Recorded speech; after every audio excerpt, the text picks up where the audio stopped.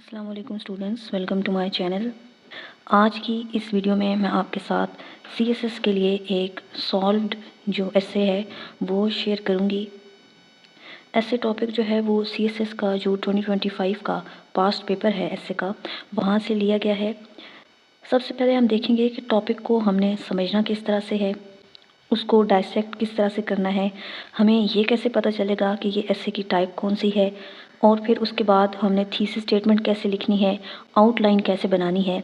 तो ये तमाम चीज़ें आज की इस वीडियो में डिस्कस करेंगे। जो टॉपिक सिलेक्ट किया है ये 2025 का फर्स्ट टॉपिक है सीएसएस एसे पेपर में, that patriotism is supporting your country all the time and your government when it deserves it. तो अब पेपर जब आपके सामने आता है तो सबसे पहले आप क्या करते हैं कि आपको 10 टॉपिक्स जो हैं वो गिवन होते हैं, उसमें से आप रीड करना स्टार्ट करते हैं, तमाम टॉपिक्स को आप देखते हैं। फर्स्ट टॉपिक आपके पास आया, patriotism is supporting your country all the time and your government when it deserves it. तो जो पहला स्टेप होता है वो आपने क्या देखना होता है कि टॉपिक आपको समझ में आया है क्या नहीं, उसकी स्टेटमेंट आपने पढ़नी है। उसमें जो वेरिएबल्स हैं सारे उनको आपने देखना है, जितने भी वेरिएबल्स हैं उसमें उनका मीनिंग आपको समझ में आ रहा है, उनका कॉन्सेप्ट अगर आपको क्लियर है तो फिर स्टेटमेंट एटलीस्ट आपको क्लियर होगी। ये जो है एक सिंपल सी स्टेटमेंट है, दैट पैट्रियोटिज्म, हुब्बुल वतनी जो है उसका क्या मतलब है, is supporting your country all the time and your government when it deserves it. कि आपने हर हाल में जो आपका मुल्क है उसके साथ लॉयल रहना है, उसको सपोर्ट करना है और गवर्नमेंट को भी सपोर्ट करना है जब वो डिज़र्व करे।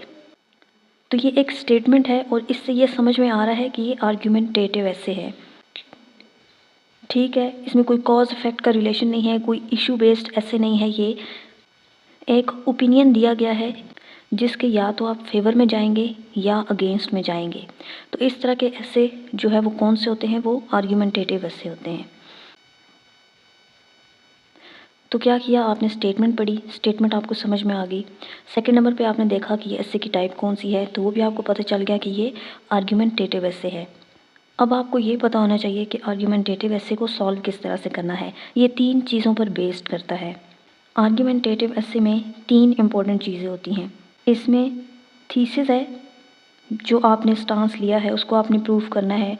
उसके बाद एंटी थीसिस होता है, इसमें एंटी थीसिस काउंटर आर्ग्यूमेंट्स देने हैं आपने। एक आपका स्टांस है जो आपने लिया है, उस पर आप ज़्यादा आर्ग्यूमेंट्स देंगे। सीएसएस के एग्ज़ाम में अगर आप आर्ग्यूमेंटेटिव ऐसे जो है वो अटैम्प्ट कर रहे हैं तो उसमें आप 10-12 जो सब हेडिंग्स हैं वो आपके लिए हुए स्टांस के अंडर हों, जिस पर आप इंडिविजुअल पैराग्राफ लिखेंगे। उसके बाद मैक्सिमम जो है वो 3 काउंटर आर्ग्यूमेंट्स दें आप उस ऐसे में, और आखिर में आप जो 2-3 हेडिंग्स हैं वो वे फॉरवर्ड में भी दे सकते हैं। डिपेंड करता है कि ऐसे है किस तरह का। ये वाली जो स्टेटमेंट है इसमें आप वे फॉरवर्ड भी एंड पर दे सकते हैं, जस्ट 2 to 3 हेडिंग्स, इससे ज़्यादा नहीं। तो सबसे ज़्यादा जो आर्ग्यूमेंट्स हैं वो आपके किस में होंगे, जो आपने स्टांस लिया है, जो आपका थीसिस है ऐसे का, उसमें।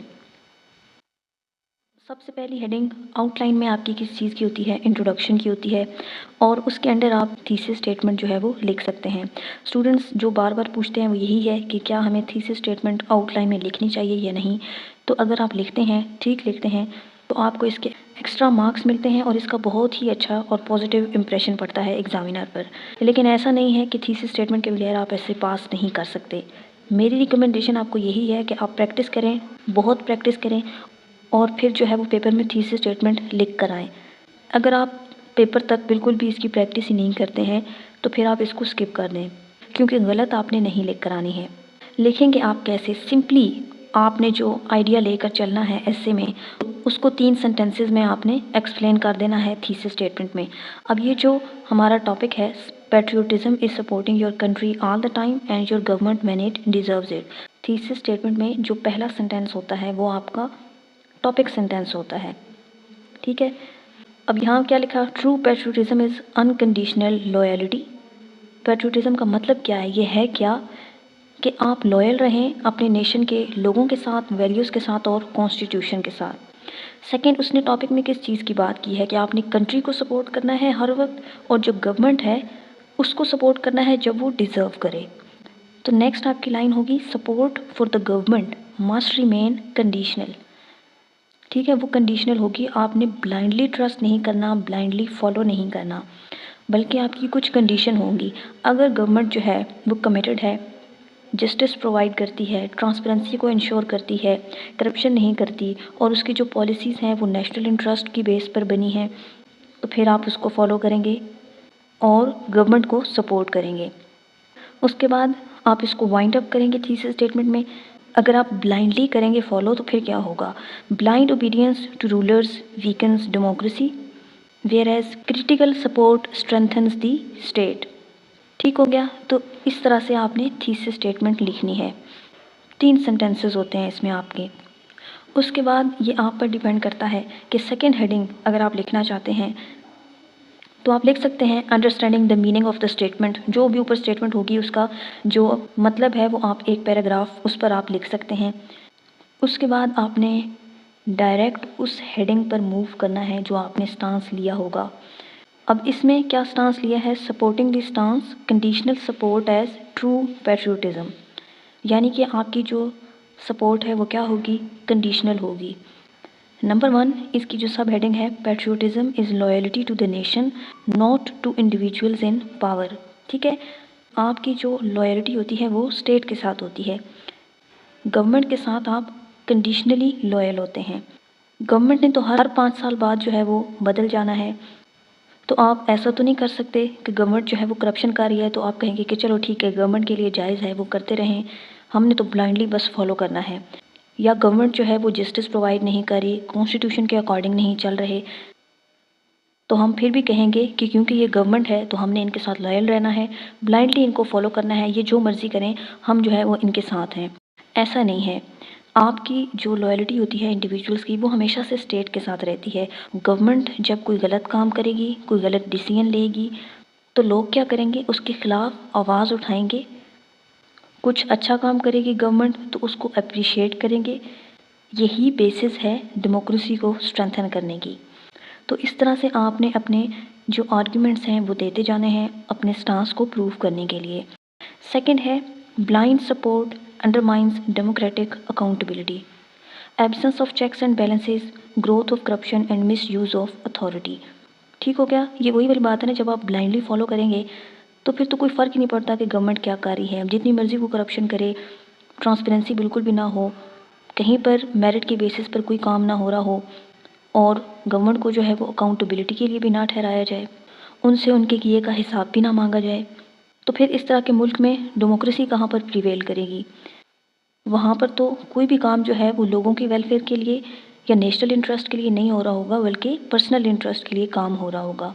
तो अगर हम ब्लाइंडली फॉलो करेंगे तो उसका गलत इम्पैक्ट किस पर पड़ेगा, अकाउंटेबिलिटी पर पड़ेगा, करप्शन इंक्रीज़ होगी वगैरह वगैरह, और जिनके हाथ में पावर होगी वो उसका मिसयूज़ करेंगे अपने पर्सनल इंटरेस्ट के लिए।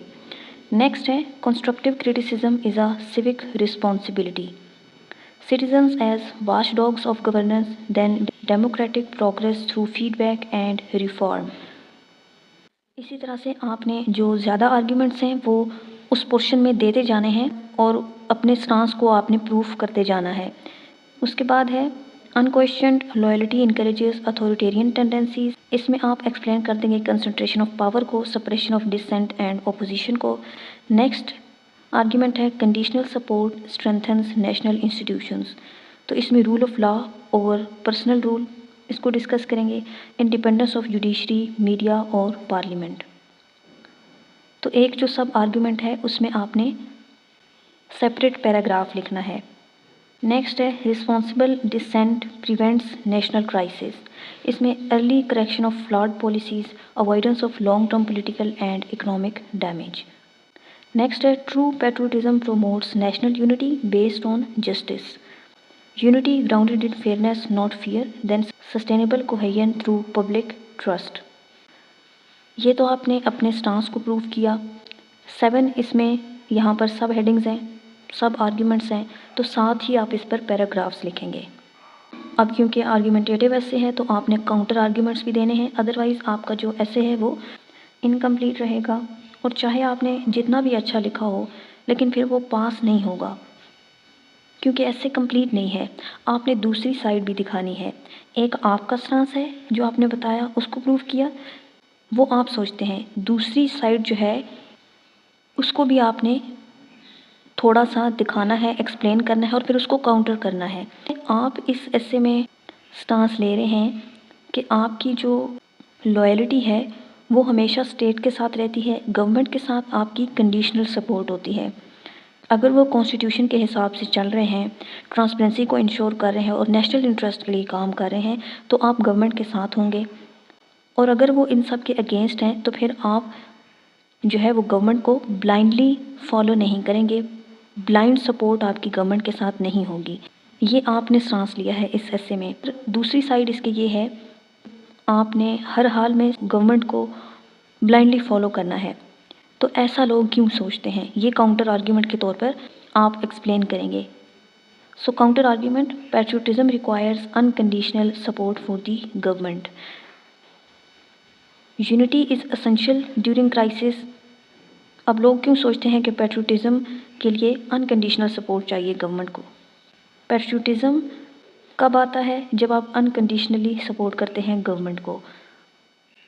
सो लोगों के मुताबिक, जो इस हक में हैं उनके मुताबिक, unity is essential during crisis and criticism में वीकन नेशनल रिजॉल्व। ऐसा लोग सोचते हैं। अब आपने इसको फिर रिफ्यूट करना है। किस तरह से? Accountability produces stronger and more durable unity. Suppressed dissent leads to instability, then mature democracies thrive on debate. Debates पर चलती हैं, साइलेंस पर नहीं। Loyalty to principles ensure national resilience. ठीक है, आपने काउंटर आर्गूमेंट दिया और फिर इसको रिफ्यूट भी कर दिया। उसके बाद नेक्स्ट हेडिंग आप वे फॉरवर्ड की दे सकते हैं। इस ऐसे में कल्टिवेटिंग रिस्पॉन्सिबल जो पैट्रियोटिज्म है उसको किस तरह से कल्टिवेट कर सकते हैं। इसमें आपने 2-3 हेडिंग्स दे देनी है, ज़्यादा नहीं देनी। Civic and constitutional education, then strengthen democratic norms and institutions. उसके बाद है encouraging peaceful and lawful political participation. Last heading आपकी कंक्लूजन की होगी। इसके नीचे अगर आप कुछ ना भी लिखें तो ठीक है, अदरवाइज़ 1-2 लाइन्स इसके नीचे भी आप लिख सकते हैं, लेकिन आपकी चॉइस है। Patriotism is best expressed through loyalty to national ideals rather than unquestioning obedience to rulers. Conditional support of the government ensures accountability and democratic health. A nation prospers when its citizens love their country enough to question its leadership. तो ये था हमारा आज का argumentative ऐसे।